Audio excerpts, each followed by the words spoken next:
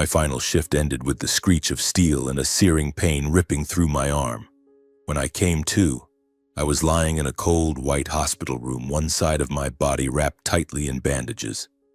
Trembling, I picked up my phone and called my parents, the only people I still believed could help.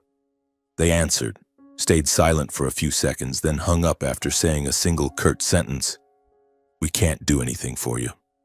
I thought it was just the coldness of a family that had never truly loved me. That is, until two strangers appeared with a thick stack of documents and a DNA test result. They said something that, even now, I remember vividly. Because that was the moment I realized, for over 30 years I had been living a life that wasn't mine. Hello, my name is Wyatt Dempsey. I'm not the kind of person who enjoys talking about myself, but if you're here, I'll give it a try. 32 years of life have taught me that sometimes the worst things happen not to destroy you, but to force you to face the truth, no matter how painful it is. I don't know where this story will take you, but for me it began on a cold, rainy afternoon in the suburbs of Rockford, Illinois, where everything in my life shattered in a single moment. I lived in a small rented apartment in South Rockford, a run-down corner of the city with faded red brick buildings and pothole-riddled streets. My apartment was nothing special. A tiny living room, a greasy kitchen corner, and a single bed pushed against a window overlooking the highway. Every morning I woke up at 5, put on my navy blue work coveralls, donned a hard hat, and drove my beat-up old truck to Rockford Metal Works, where I worked as a machinist. My job was to operate the steel press, inspect components, and keep everything running smoothly. I didn't complain, didn't make trouble, and always stayed late. My co-workers called me Quiet Wyatt because I rarely spoke unless necessary. For me, work was a way to keep my mind busy, to avoid thinking about other things, like family, or rather what passed for family. My monthly paycheck was just enough to cover rent, gas, and a few small necessities. The rest I sent to my parents in Beloit, Wisconsin, a small town about an hour's drive from Rockford. My father, Carl Dempsey, was 63, a retired industrial supervisor who now lived in a tidy 2-story house with a white picket fence and a neatly trimmed lawn. He was a rigid, cold man who always told me, "A man has to pull himself up, don't expect help from anyone." I'd heard those words since I was a kid, and maybe because of them I learned not to beg or ask for anything. But sometimes I wondered if he ever saw me as a son or just as a debt to be paid off. My mother, Lorraine Dempsey, was 59 and ran a small home goods store in downtown Beloit. The neighbors adored her, always praising her as a kind, capable woman with a bright smile. But to me, she was an unsolvable puzzle. Whenever I visited, she'd ask a few polite questions, but her eyes always made me feel like I owed her something, like my very existence was a burden she had to bear. I didn't blame her. I just tried to do better, hoping one day she'd look at me without that weight in her gaze. Then there was Cole, my younger brother, 3 years my junior. Cole was the kind of person you couldn't ignore. Tall, talkative, always laughing and spending money like it was water. He never held a job for more than 3 months, but somehow my parents doted on him. Whatever Cole wanted, they gave him. A new car? Dad would sign the check. A gambling debt? Mom would quietly pay it off. Meanwhile, I was still driving the same rickety truck from high school, and every penny I earned went toward keeping my life from falling apart. The Dempsey family was a strange picture, one where nothing was fair. I remember family dinners around the wooden table in the dining room. Cole would ramble on about some half-baked business idea, and my parents would nod and praise him like he'd invented the wheel. Me? I could talk about working overtime for a month to fix a machine at the factory, and my father would give a half-hearted nod while my mother glanced at me with a look that said, "What's that supposed to prove?" I learned to stay quiet, swallowing the words I wanted to say, hoping the meal would end quickly so I could retreat to my room. I'm not one to complain, but that favoritism cut into me like a small knife day after day. I used to think that if I tried hard enough, worked harder, was more dutiful, they might see me differently. But the older I got, the more I realized No matter what I did, I was just a faint shadow in their eyes. Cole was the light, and I was merely there to fill the background. That afternoon, the rain was pouring. The drops pounded the factory's tin roof, creating a steady rhythm that drowned out the noise of the machines. I was on my last shift, checking an old steel press that had malfunctioned a few times the previous week. My coworker, Jimmy, shouted over the noise, "Wyatt, you done checking yet? Shift's almost over." I nodded, wiped the sweat from my forehead, and leaned down to inspect the machine's shaft. Something was off. A steel rod was jammed, causing the machine to shake abnormally. I reached in, trying to dislodge it, thinking it would only take a second. Then everything happened too fast. A sharp crack rang out, like the world exploding. The machine suddenly roared back to life, the steel shaft spinning at a terrifying speed. I barely had time to scream before it felt like my right arm was being devoured. The pain was so intense I couldn't breathe, couldn't think. I collapsed onto the floor, blood gushing from my arm, pooling red on the cold concrete. My coworkers' shouts echoed somewhere in the distance, but everything faded as if I were sinking into a deep, nightmarish abyss. When I opened my eyes, blinding white light stung my vision. The smell of antiseptic filled my nose, and the steady beep of a heart monitor sounded in my ears. I was lying in a hospital bed, my body heavy, my right arm numb and tightly wrapped in white bandages. A doctor stood beside me, his face serious but his voice gentle. "You're awake, Wyatt. You had a serious accident. Your right arm is badly fractured with nerve and muscle damage. Without surgery soon, you could lose the ability to use it for a long time." I heard him, but it barely registered.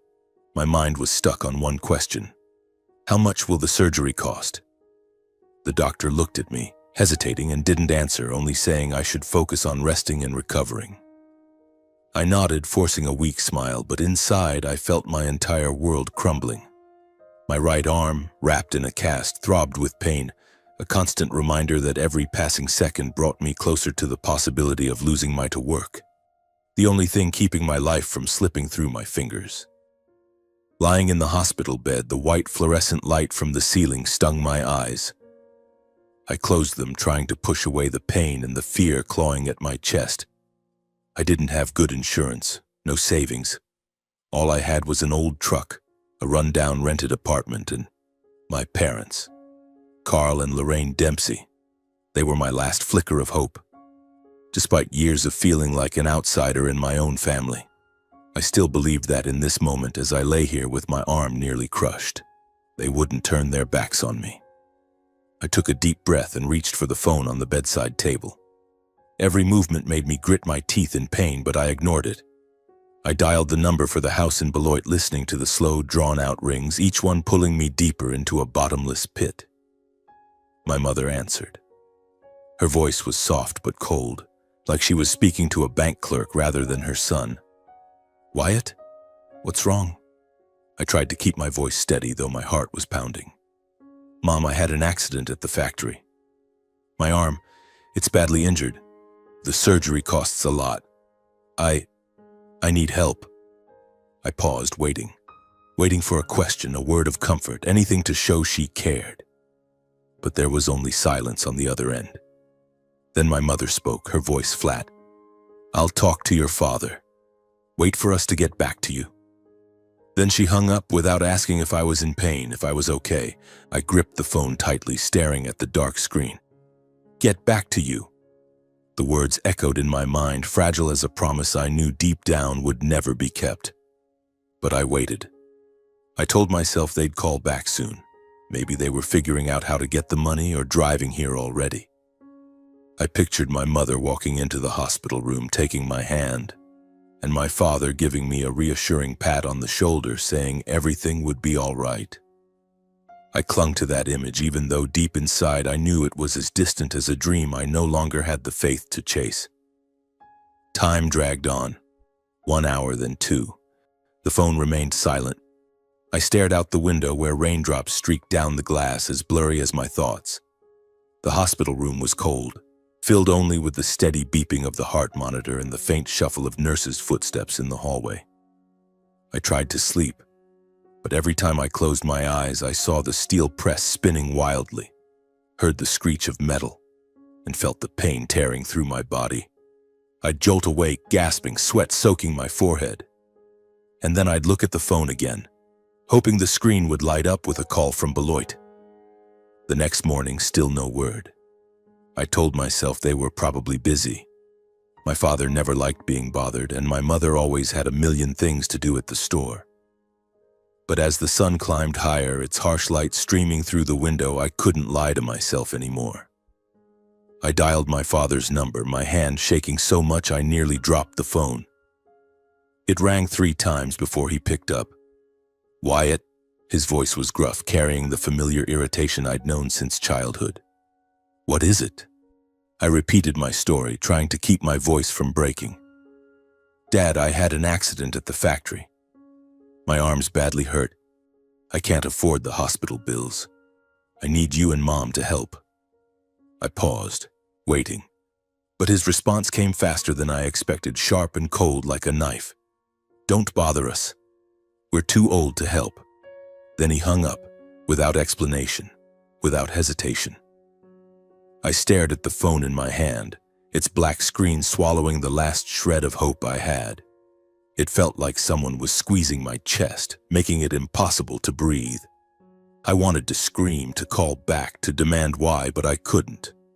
I just sat there, silent, feeling like a part of me had died. That afternoon, I scrolled through my phone to pass the time, trying to distract myself from the pain gnawing at my mind. Then I saw a post on social media from Cole, my younger brother. A photo of the whole family gathered around a large birthday cake, candles glowing, bright smiles on my parents' faces, on Cole's face. His caption read, "Happy birthday, Dad. Family is everything." I stared at the photo, at each familiar face, each joyful smile, and it felt like someone had stabbed me straight through the heart. They were celebrating, laughing, while I lay here alone with a crushed arm and a hospital bill looming over me like a mountain. I wasn't in that photo, wasn't part of that joy.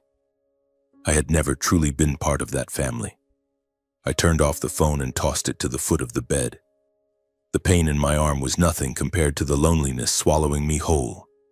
I didn't cry. I didn't have the strength left to cry. I just sat there in the cold hospital room, listening to the rain falling outside the window. The steady patter of the rain seemed to tell the story of my life, a string of days spent trying, of hopes shattered, and of cold glances from the people I called family. I remember the days when I was young, maybe 5 or 6 years old. In the kitchen, Mom was cooking, the smell of mashed potatoes and stewed meat filling the room. I stood nearby, clutching the edge of the table, watching her with eager eyes, hoping for praise because I'd neatly set the dinner table. But she only glanced at me, a faint smile on her lips. "Wyatt, why are you so slow? You should have finished ages ago." Her voice was sweet, but her words were sharp, like a reminder that I was always falling short, that I never did enough. I lowered my head, quietly placing the plates on the table, feeling like I'd committed some great mistake, though I didn't understand why. Dad was different. He spoke little, but every word he uttered carried the weight of stone. He never talked to me, never asked what I liked, never shared stories about his days working in the industrial park. Instead, he gave orders. "Wyatt, clean the garage.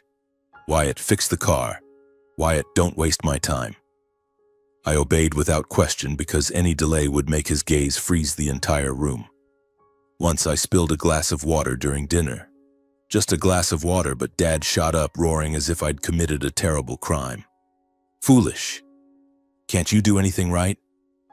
He made me kneel in the cold garage for 3 hours, surrounded by old boxes and the sharp smell of motor oil.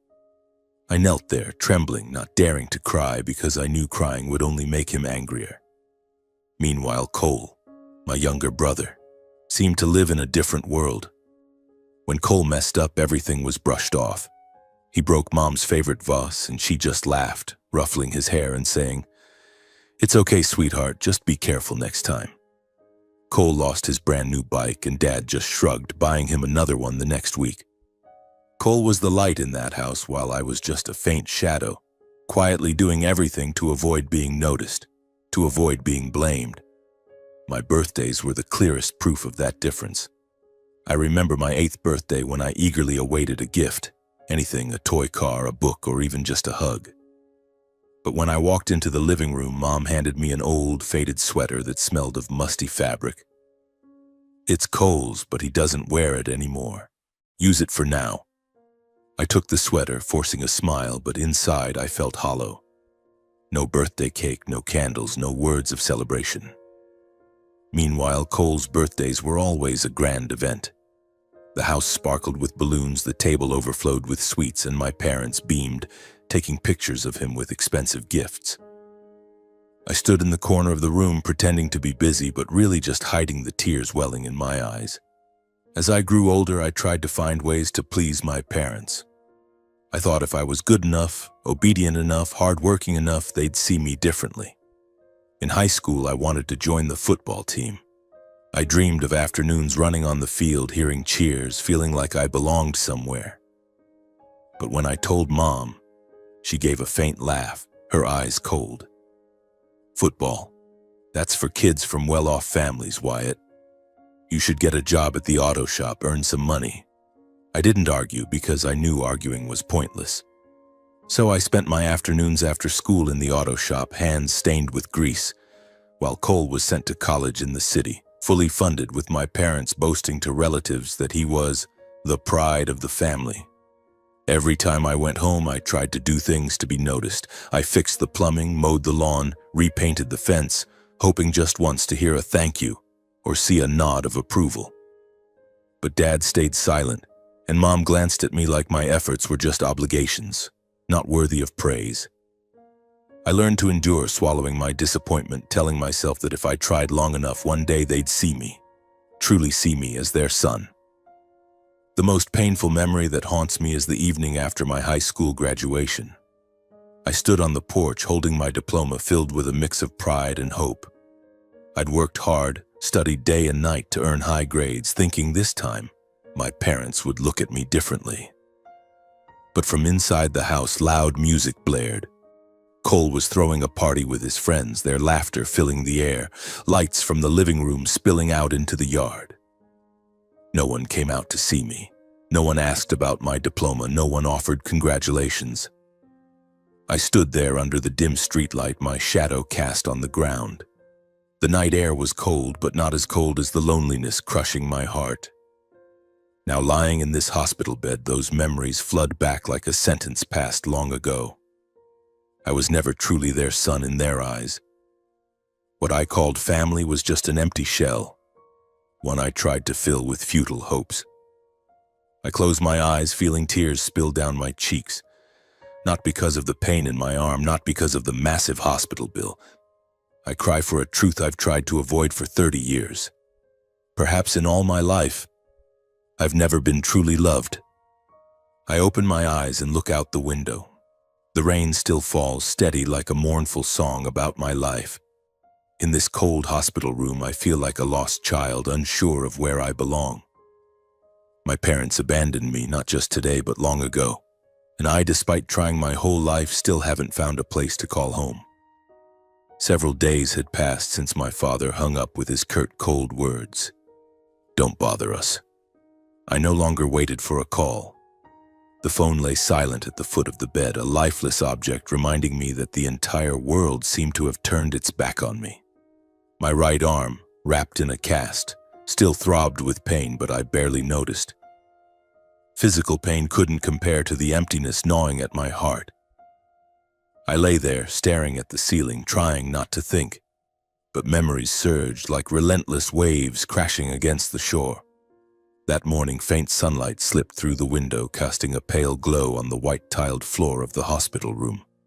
I heard the nurse's footsteps, the clinking of her tray as she changed my bandages. Each time she touched my arm, I gritted my teeth but didn't cry out. I was used to enduring.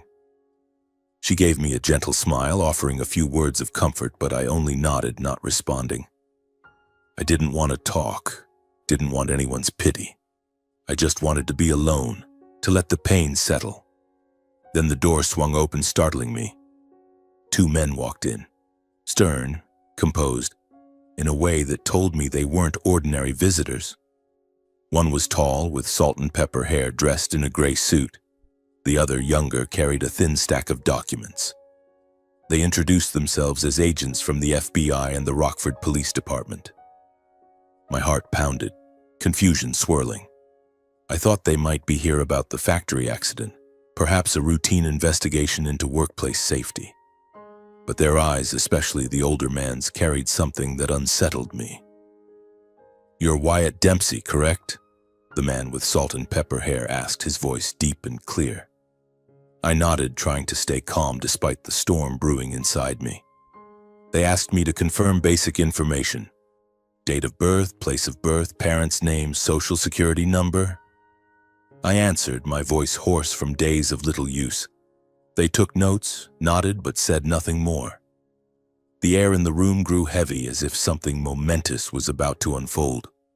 The younger man placed the stack of documents on the table, looked at me for a moment, then spoke with an oddly calm tone. "Mr. Wyatt, we're here to discuss an issue regarding your DNA records." I frowned, confused. DNA? I hadn't done anything wrong to warrant a DNA check. I wanted to ask, but my throat tightened. The older man continued, "When the hospital sent your blood sample to federal health authorities for insurance verification, your DNA was automatically scanned through the National Identification System. And it matched the profile of a child abduction case from over 30 years ago in New York." The world around me seemed to stop. I heard his words, but they sounded distant, muffled, as if coming from another realm. Abduction? 30 years ago? New York? I shook my head, grasping for a logical explanation. "You must be mistaken," I said, my voice trembling. "I was born here in Rockford. My parents are Carl and Lorraine Dempsey. I have nothing to do with New York." The man with salt and pepper hair didn't respond immediately. He opened the folder, pulled out a sheet of paper, and slid it toward me. It was a printout with a black and white photo of a boy about 2 years old. Big brown eyes, curly tousled hair, an innocent smile. I stared at the photo and my heart seemed to stop. That face. It was identical to mine as a child. I'd seen the rare photos my mother kept in old family albums. But this wasn't from her album. Below the photo, bold text read, "Weiner Whitmore, missing, son of businessman Nathaniel Whitmore and his wife Vivian Whitmore." My blood felt like it had turned to ice. "Weiner Whitmore?" I muttered, as if the name were a spell from another world. The younger man spoke, his voice gentle but certain. "Your biological parents, Nathaniel and Vivian, submitted DNA samples years ago, hoping one day to find their son. After nearly 3 decades, through federal database matching, we discovered your blood sample is a perfect match to their profile." I couldn't speak. My mind was blank save for one sentence looping like a broken record. "So for 30 years, I've been living in a family that isn't mine." I wanted to laugh, to think this was a joke, but the serious expressions of the 2 men left no room for doubt. They weren't lying. They weren't mistaken.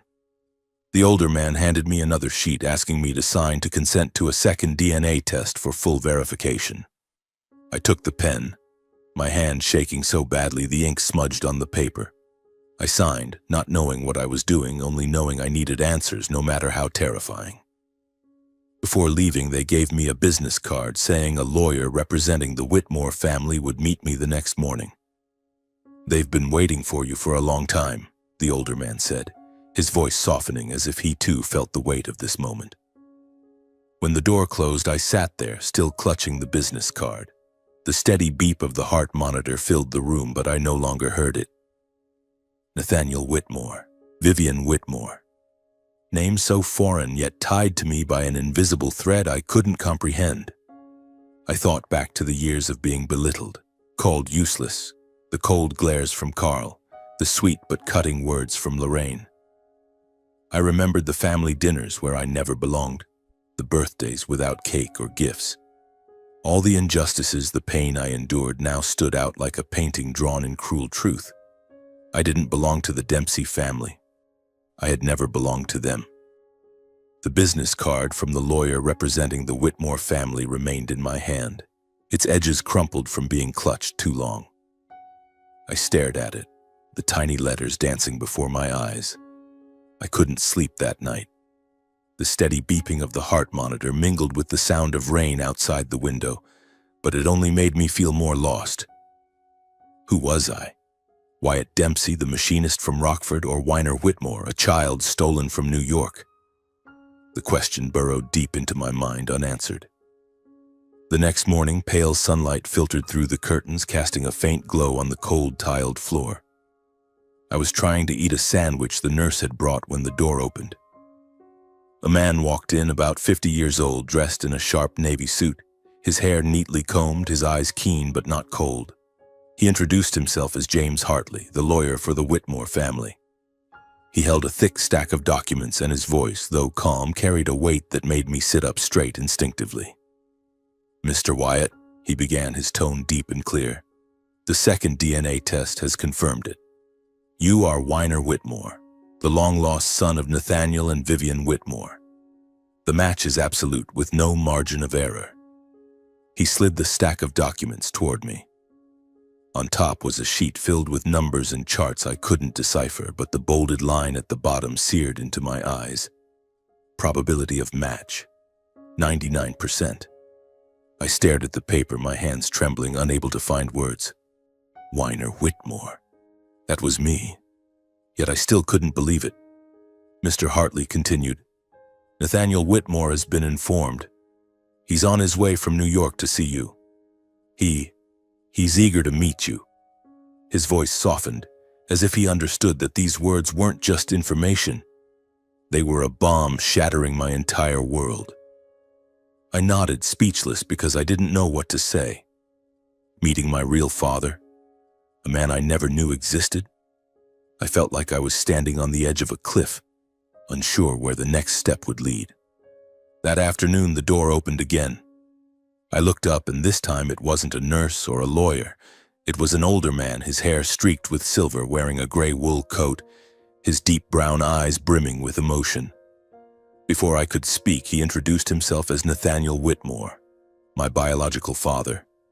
He stood just a few steps away, his gaze lingering as if memorizing every detail of my face. I looked back at him, my heart pounding, my mind a whirlwind. I wanted to call him Dad, but the word caught in my throat. To me, he was still a stranger, though his eyes seemed to say otherwise. "Weiner," he said softly, his voice trembling. He stepped closer, sitting in the chair beside my bed, his hands clasped tightly as if trying to hold back his emotions. I didn't know how to respond. I just looked at him, searching his face for something familiar, some clue about who I really was. But all I saw were his red-rimmed eyes, reflecting a pain and hope I couldn't fully grasp. Mr. Hartley, standing in the corner of the room, began to explain. And what he said tore apart everything I thought I knew about my life. 30 years ago, when I, Weiner Whitmore, was 2 years old, I was kidnapped from my family's home in Albany, New York. 3 days later, the first ransom call came, demanding $500,000. My parents, Nathaniel and Vivian, paid, but I wasn't returned. 6 months later, another call demanded $1 million. They paid again, clinging to the faint hope that I was still alive. 2 years later, a third ransom demand asked for $1.5 million. In total, $3 million was extorted, but I remained missing. The kidnappers threatened to kill me if the police were involved, so my parents acted in secrecy. When the authorities finally stepped in, all traces had been erased. The intermediary accounts were fake, and no reliable leads remained. The case became one of New York's longest-standing missing persons cases, and no one expected I was still alive. Then Mr. Hartley said something that froze me. The FBI has identified the kidnappers. They were Carl and Lorraine Dempsey, the people you've called your parents for 30 years. My blood seemed to stop flowing. Carl, the cold man who always barked orders at me. Lorraine, the woman with her fake smile and disdainful glances. They had worked seasonal jobs for the Whitmore family, Carl as a security guard in their residential complex, Lorraine as a part-time housekeeper. They knew the family's routines and schedules intimately. After taking the money, they fled New York, changed their identities, obtained fake documents, and created a new birth certificate for me under the name Wyatt Dempsey, claiming I was born in Illinois. With those forged papers, I was enrolled in school and raised as a normal child, with no one suspecting anything for nearly 3 decades. I sat there, stunned, each word like a knife slicing into my heart. The people I called my parents, the ones who had just abandoned me in this hospital, were the ones who had stolen me from my real family. They didn't just take my childhood. They built an entire lie to cover their crime. Every cold glance, every insult, every moment I felt I didn't belong. It all made sense now. They didn't love me because I wasn't their son. I was just a commodity, a secret they had to keep hidden. I looked at Nathaniel, my real father, sitting before me, his eyes red but trying to stay composed. "We never stopped looking for you," he said, his voice hoarse. "Every day for 30 years, your mother and I prayed you were still alive." I wanted to say something to comfort him, but I couldn't.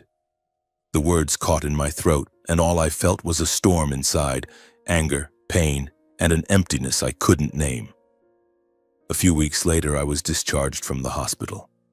My right arm, still in a cast, ached with every movement, a constant reminder of that fateful day at the factory. But my body had stabilized enough to leave the cold hospital room behind. Throughout that time, Nathaniel was by my side. He arranged for a private doctor, covered all the surgery costs, and never pressured me to call him Dad. He simply showed up every day bringing coffee, newspapers, or sometimes just sitting beside me, sharing stories about New York that I'd never known. I could sense his patience, as if he understood I needed time to accept the truth, that I wasn't Wyatt Dempsey but Weiner Whitmore, the son he'd lost for nearly 3 decades. Yet no matter how gentle Nathaniel was, I couldn't shake the storm raging inside me. Every night I lay in bed staring at the ceiling, and memories of Carl and Lorraine flooded back vividly. Carl's cold glares, Lorraine's fake smiles, their sharp words like knives. They were the ones who raised me, but also the ones who stole me, making me part of their lie. I didn't know what to feel: anger, pain, or just emptiness. But one thing was clear. I needed to confront them. Not to forgive, not to accuse, but to hear the truth from their own mouths. One morning, as pale sunlight filtered through the curtains, I looked at Nathaniel and said, "I want to see them. Carl and Lorraine. I need to hear their reasons." Nathaniel met my gaze, a flicker of surprise in his eyes, but then he nodded. "All right, Weiner. I'll go with you." He called me by my real name, and this time I didn't correct him. I just nodded, feeling like a small step had been taken between us. We set out for Beloit, Wisconsin, the place I'd called home for 30 years. The car rolled down familiar roads, past golden cornfields glowing under the sun, past weathered billboards I could picture with my eyes closed. But today, everything felt different. I was no longer Wyatt Dempsey returning to visit family. I was Weiner Whitmore, a stranger going back to face my past. The car stopped in front of the familiar 2-story house. The white picket fence still stood, peeling slightly in places. The wooden steps creaked underfoot. The old flower pots sat quietly on the porch as if time had stood still. But as I stood before the door, a chill ran down my spine. Every brick, every window frame held memories. Not warm ones, but memories of evenings spent standing on the porch, clutching a diploma no one cared about. Family dinners where I was just a shadow. Days spent trying to be loved only to receive disdain. I knocked on the door, my heart pounding. Nathaniel stood behind me, silent, but his presence gave me strength. The door opened and Lorraine appeared. She froze, her eyes widening as if she'd seen a ghost. "Wyatt," she whispered, her voice trembling. Before I could respond, Carl stepped out from the living room, his eyes wary, as cold as ever. But this time I didn't look away. I met their gazes, and for the first time I saw a flicker of fear in their eyes. We stepped into the living room. The air was heavy, so thick I could hear the ticking of the wall clock, each second stretching into eternity. Nathaniel spoke first, his voice calm but firm. "I'm sure you remember me. I'm Nathaniel Whitmore, the biological father of the child you've raised for 30 years. I'm here only to hear the truth. He didn't mention the police or make threats, but his words carried a weight that Carl and Lorraine couldn't ignore. They stayed silent for a long time. I sat there looking around the room, the dining table where I used to sit, the bookshelf where I once fixed a broken leg. Everything was familiar, yet now it felt like a dream that had dissolved. Finally, Carl spoke, his voice hoarse, lacking the hardness I'd known. "We didn't have a choice," he said, staring at the floor. Nathaniel placed the stack of documents on the table, undeniable evidence from the FBI. Carl looked at them and I saw his shoulders slump, as if all his strength had been drained. He began to speak, each word like a knife cutting into my heart. He admitted to the kidnapping, the 3 ransom demands, $3 million in total. They had planned it meticulously, exploiting their familiarity with the Whitmore family to carry out the crime.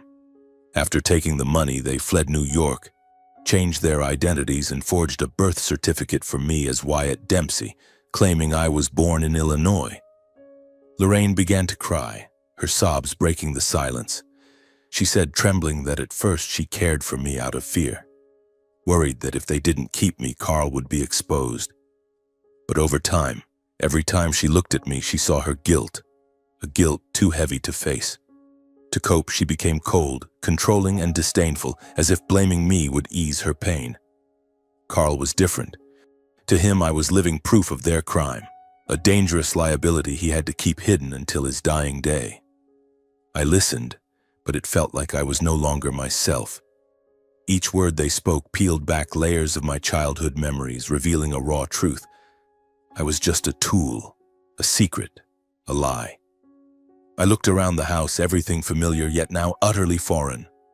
I stood up, my voice low and resolute. If you had ever truly loved me, you would have told the truth long ago. Instead, you let me live in a lie. Lorraine burst into tears, trying to step closer, but I backed away. Carl bowed his head, avoiding Nathaniel's gaze. Nathaniel stood behind me, silent, but his eyes said everything. The pain of nearly 3 decades of waiting, loss, and finally finding his son again. The conversation dragged on in tension, each word, each silence cutting deeper into the past of the 4 people in that room. The air in the room was heavy, as if the entire world was holding its breath. The steady ticking of the wall clock only amplified the suffocating tension. I looked at Carl and Lorraine, the people I once called parents, and felt an unbridgeable chasm between us. They were no longer the ones who raised me. They were the ones who stole me, making me a part of their 30-year lie. I wanted to ask more, to understand why they could be so cruel. But before I could speak, a sharp sound from outside shattered the silence. The screech of tires braking abruptly rang out, followed by flashing red and blue lights streaming through the window, casting shadows on the living room walls. Carl flinched, his eyes filled with panic, the first time I'd ever seen his usual hardness falter. Lorraine's face paled, her hands clutching the hem of her shirt, as if grasping for something to hold on to before it slipped away. I stood there, silent, but deep down I knew. This moment was inevitable. Nathaniel stood calmly behind me, his gaze steady, but I could sense his resolve. He had waited too long for this day. "Federal agents, open the door." The command echoed from the front yard, sharp as a blade. The flashing lights from the police cars flooded the room, illuminating the faces of the 4 people inside. 2 criminals, a father who had waited 30 years, and me, a son whose childhood had been stolen. I looked at Lorraine, tears streaming down her face, but this time I felt nothing. No anger, no pity, just a cold emptiness in my chest. The door swung open. 3 FBI agents stepped in, 2 in black jackets, the 3rd holding a thick file. They ordered everyone to stay in place, their voices leaving no room for resistance. Carl stood frozen, his hands hanging limply as if all his will had drained away. Lorraine collapsed into a chair, her trembling hands covering her face, her sobs choked and broken. One agent read the arrest warrant, his voice steady but cutting. "Carl Dempsey, Lorraine Dempsey, you are under arrest for kidnapping, interstate extortion, and identity fraud." I stood silently, watching as Carl and Lorraine were handcuffed right before my eyes. Lorraine sobbed, her eyes searching mine, desperate, as if pleading for a shred of sympathy. But I couldn't respond. I just looked at them. The people who taught me how to hold a hammer, who cooked my dinners, who were once everything I called family. Now they were criminals, led away under the flashing red and blue lights. I didn't feel relief, nor did I feel sorrow. There was only a void, as if a part of me had been erased. Nathaniel and I were asked to go to the nearby FBI field office to assist with the investigation. In the interrogation room, the agents presented undeniable evidence: bank records of million-dollar transactions, forged identity documents, photos of Carl and Lorraine from 30 years ago, and a detailed timeline of the 3 extortion demands. Everything aligned perfectly with the case files from decades past. I sat there listening to each detail, feeling like I was watching a movie about someone else's life, not mine, not Weiner Whitmore's. Carl remained silent throughout the interrogation, his eyes vacant, as if he had accepted his fate. Lorraine was different. She claimed she only followed her husband's lead, that things had gone too far. Her voice trembled, but I didn't want to hear it. Her excuses couldn't change the truth. They had stolen me from my real parents, built a life on lies, and abandoned me when I needed them most. The investigators informed us that Carl and Lorraine would be prosecuted in New York, where the kidnapping took place. They could face life in prison. I listened, but said nothing. I just wanted to leave that room, to escape the evidence, the confessions, and the memories weighing on my shoulders. In the hallway of the FBI office, I sat on a wooden bench, staring out through a glass window. The red and blue lights from the police cars still flashed, reflecting on my face, both bright and blurred. I didn't know what to feel. Relief? Grief? Or just emptiness? The man who taught me how to hold a hammer, the woman who cooked my dinners, they were being led away as criminals. Despite their cruelty and selfishness, deep down, they were still part of the memories I grew up with. Watching them be taken away hurt more than I'd expected. Nathaniel sat beside me, silent, gently placing a hand on my shoulder. He understood that I had lost both worlds, past and present, in a single day. Though he had found me after 30 years, he knew the wound inside me wasn't just about my identity, but about trust. He quietly told the investigator he would handle all the legal proceedings and didn't want to put more pressure on me. I looked at him, gratitude mixed with a sense of unfamiliarity. He was my father, but I still didn't know how to call him that. In the days following Carl and Lorraine's arrest, the entire country seemed to be talking about my story. The media covered it relentlessly, from national news to local papers. The name Wyatt Dempsey vanished, replaced by Weiner Whitmore, my true name, boldly printed in FBI files and splashed across headlines. "Child missing for 30 years found," they wrote, as if I were a miraculous tale. But for me, each line felt like a knife, a reminder of the years stolen from me. Nathaniel stayed in Beloit, renting a room at a small hotel near the town center. He didn't pressure me to move to New York right away, to call him Dad, or to become Weiner Whitmore. He simply stayed by my side, bringing a hot coffee and a sandwich each morning, eating breakfast with me in the quiet hotel room. We didn't talk much. Sometimes he spoke of Albany's streets, the golden autumn leaves, or fishing trips with his father when he was young. I listened, nodded, but inside there was still an emptiness. We were like two strangers trying to get to know each other after 30 years apart. One afternoon, as the sunset cast a golden glow over the small street outside the hotel, Nathaniel sat across from me, his eyes gentle but meaningful. "Do you want to go to New York?" he asked, his voice soft as a breeze. "Your mother and sister are still waiting." I stayed silent, gazing out the window where dry leaves swirled on the sidewalk. I wasn't sure I was ready. New York, the Whitmore family, it was all still a foreign world. But deep down I knew I had to face it, not just them, but myself. Finally, I nodded. "I want to meet them," I said, my voice hoarse. Nathaniel smiled, a faint but warm smile. He placed a hand on my shoulder, a brief touch, but enough to make me feel the gap between us slowly closing. 2 days later, we boarded a flight to Albany. From the airport, a car picked us up, driving through tree-lined streets to the Whitmore estate, the place where, 30 years ago, I had been stolen. I looked out the window, seeing tall oak trees and old-fashioned houses peeking through the foliage. Everything felt both unfamiliar and strangely familiar, as if I were traveling back in time to where it all began. As the iron gate opened, a grand old house came into view, its dark tiled roof and ivy-covered walls striking against the greenery. I stepped out of the car, my legs feeling like lead.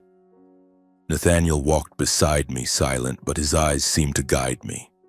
Then the front door opened, and Vivian Whitmore, my biological mother, stepped onto the porch. She froze, her eyes wide, as if unable to believe I was standing there. For a moment, time stood still. I looked at her, seeing eyes the same brown as Nathaniel's, the lines of years etched on her face. And then, tears fell. Vivian rushed forward, enveloping me in a hug. I stood rigid, unsure what to do, but then I tightened my arms, returning her embrace. We cried, unable to hold back. She touched my face, her fingers trembling as if trying to memorize every feature to make up for the lost years. "Wiener," she whispered, her voice choked. "My son." For the first time in my life, I felt the true warmth of a family, something I had never known in 30 years. Nathaniel stood nearby, silent, tears streaming down his cheeks. After 3 decades of searching, he was finally watching his wife embrace their son. From the staircase, another woman descended, Violet Whitmore, my biological sister. She stood there, her hands trembling, her eyes hesitant. Then she stepped forward, wordlessly placing a hand on my bandaged arm, and burst into tears. I nodded, my lips quivering, unsure what to say. The feeling of both familiarity and distance made my heart ache. We hugged, 2 siblings reunited after 30 years, yet separated by a gap time couldn't measure. In the living room, I saw family photos on the walls, old keepsakes preserved like treasures. Vivian, her voice breaking, told me she had never cleared out the room meant for the boy Weiner. "Every week I cleaned it, as if you might come back any moment," she said. She led me upstairs and opened the door to a small room. Inside, I saw a little wooden toy car, a green wool blanket, and an old family photo on the table. I sank to my knees, touching the toy, feeling as if I were touching a piece of my stolen childhood. Tears fell, too fast to wipe away. That evening, we gathered for our first meal together in 30 years. No music, no fanfare. Just a simple dinner, candlelight flickering and tear-filled eyes. I didn't say much, quietly listening to Violet's laughter, Vivian's storytelling, and Nathaniel's warm, steady voice. I tried to etch every moment into my memory, afraid that if I closed my eyes, it would all vanish like a dream. At the end of the meal, Vivian gripped my hand tightly. "Nothing can make up for the years we lost," she said, her voice trembling. "But we'll spend the rest of our lives trying." Nathaniel looked at us, his eyes shining but tinged with sorrow. I nodded slightly, saying nothing. The pain inside me hadn't vanished, but for the first time I felt I truly had a place to call home. The trial of Carl and Lorraine Dempsey quickly became the focus of the nation. Television broadcasts and front-page articles all screamed the same headline: 30-year-old kidnapping case finally closed. The name Wyatt Dempsey was erased from all documents, replaced by Weiner Whitmore, as if I were stepping into a new life, a new identity. But for me, every line in the newspapers, every comment on TV, was a painful reminder that I had lived a lie for nearly 3 decades. The case was transferred to the federal court in New York, where it all began. I was invited to attend the trial as a victim, but I didn't want to stand at the podium or recount my story for the world to hear. I sat silently in the gallery, my gaze empty, feeling neither hatred nor pity. Carl and Lorraine sat a few meters away, but it felt like they belonged to another world. Carl, with his silver hair and weathered face, kept his head bowed throughout the trial. Lorraine, her eyes swollen, constantly wiped away tears. I looked at them but felt nothing. No anger, no sorrow, just an unnameable void. The court announced the investigation's findings. Carl was the mastermind, orchestrating the ransom calls and siphoning over $10 million through fake accounts. Lorraine was an accomplice, helping to conceal the crime and raising me under a false identity for 30 years. They were charged with kidnapping, interstate extortion, identity fraud, and obstruction of justice. After 3 months of trial, the verdict was delivered. Carl received life imprisonment without parole. Lorraine was sentenced to 30 years, with the possibility of a reduced sentence if she cooperated in further investigations. When the verdict was read, Lorraine's sobs echoed through the silent courtroom. Carl only bowed his head, his eyes vacant, as if he had long accepted his fate. I left the courtroom before the crowd stood up. I couldn't look at them any longer, not out of hatred, but because the pain was enough. Outside the courthouse, reporters swarmed me, microphones thrust in my face, questions pouring like rain. How do you feel about the kidnappers' conviction? Can you forgive them? I paused, took a deep breath, and said only one thing. I don't hate them anymore. I just want to live as my true self. Then I walked away, leaving the flashing cameras and noise behind. I returned to Albany with Nathaniel and Vivian. They offered to let me stay at the Whitmore estate, but I asked to move into a small apartment near the city center. I needed time to adjust, to find myself amid the ruins of my past. The new apartment wasn't much different from my old one in Rockford. Small, simple, with a window overlooking a noisy street. But here I felt lighter, as if each breath was a chance to start over.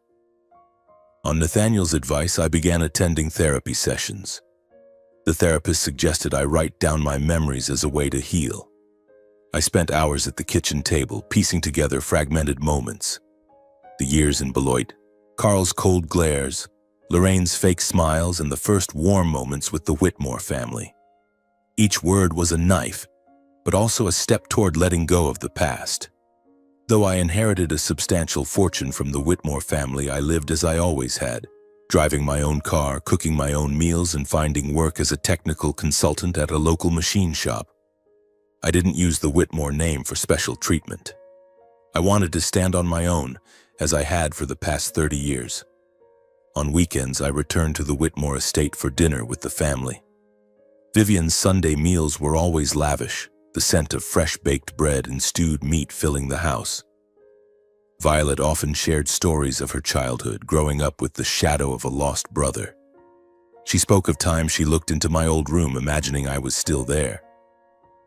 Nathaniel took time to tell me about the family business, not pressuring me to take it over, but wanting me to understand our legacy. I listened, nodded, and slowly I felt a connection I'd never had before. That night, I sat on the porch watching the city lights reflect in my steaming coffee. My life had come full circle, from darkness to light. I knew I'd never forget what I'd lost, the stolen years, the buried pain. But I also understood that justice wasn't just the sentences handed to Carl and Lorraine. Justice was the chance to live again as my true self. Weiner Whitmore, no longer anyone's shadow. In the days that followed, I began to learn how to slow down, to breathe, to embrace the silence. Perhaps after 30 years of running from the past, the hardest thing wasn't forgiving others. It was learning to forgive myself. One tranquil early autumn evening, I sat in my small Albany apartment, a notebook from my therapist in front of me. She had told me to write down my true feelings, as a way to confront and heal. The tea beside me had gone cold, and the streetlight filtered through the window, casting a glow on the blank page. I picked up the pen, my fingers slightly trembling, and began to write. I lived 30 years in a story that wasn't mine. But perhaps that's what taught me more than anyone the meaning of the word freedom. Memories flooded back, vivid and sharp like an old film. I heard the roar of the steel press in the factory, felt the searing pain tear through my arm, saw myself lying in the cold hospital room with a silent phone, no calls coming through. I remembered Carl's cold glares, Lorraine's fake smiles, and the moment Nathaniel first hugged me, his voice breaking as he called me Weiner.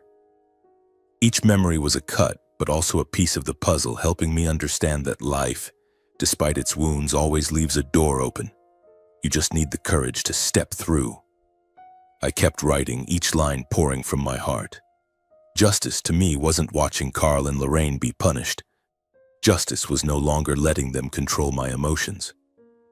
I chose to forgive, not because they deserved it, but because I deserved peace.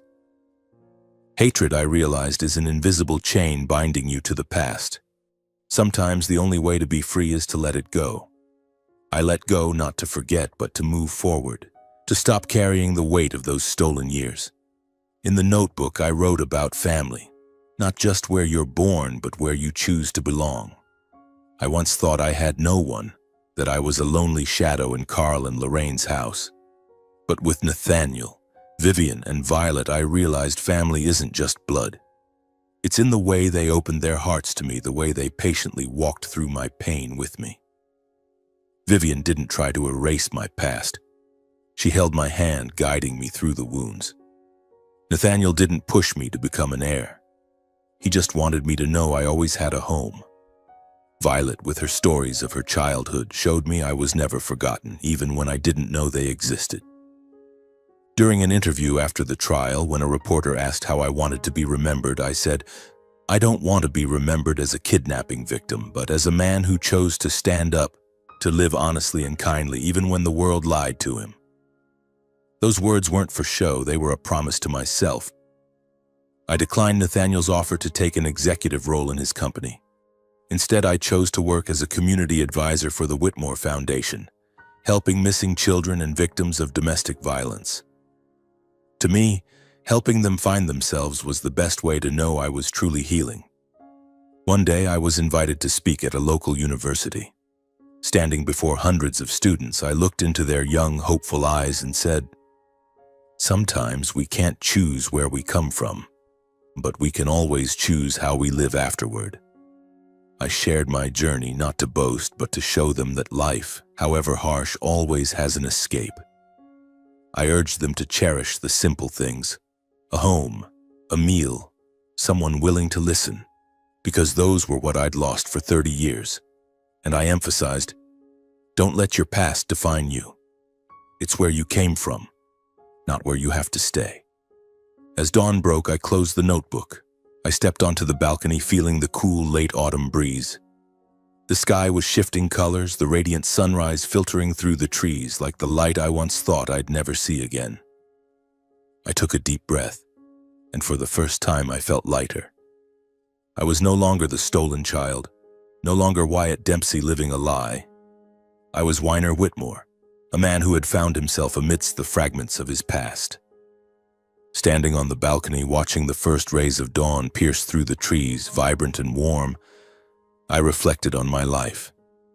After 30 years, it had taught me that justice isn't just a verdict in a courtroom. It's the truth laid bare, no matter how painful.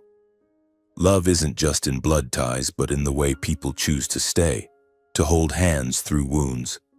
And happiness sometimes isn't about reclaiming what was lost, but learning to cherish what remains. A home, a meal, a sincere glance. I, Weiner Whitmore, had found light among the broken pieces, and I knew that with enough courage, anyone could do the same.